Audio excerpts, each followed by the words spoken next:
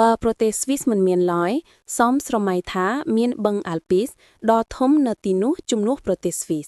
ប្រទេសបារាំងអាល្លឺម៉ង់និងអ៊ីតាលីនឹងមានឆ្នេរប្រចាំបឹងនេះជាសហភាព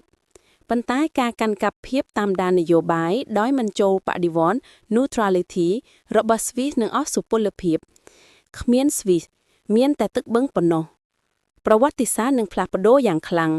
គ្មានទីបំផុតត្រជាក់សម្រាប់ការចរចាសន្តិភាពឬអង្គការអន្តរជាតិអង្គការសហប្រជាជាតិ United Nations និងកាកបាទក្រហម Red Cross នឹងត្រូវស្វែងរកមូលដ្ឋានថ្មីភ្លាមក៏បូករួមគ្នាมันមានទូនាគារស្វីសដែលមានគណនេយ្យសម្ងាត់និងមជ្ឈមណ្ឌលហិរញ្ញវត្ថុសកលឡើយដោយគ្មានស្វីសអឺរ៉ុបនឹងបាត់បង់គំរូនៃប្រជាធិបតេយ្យផ្ទាល់និងស្ថិរភាពនយោបាយហើយក៏គ្មាន Rolex, Nestle, Logitech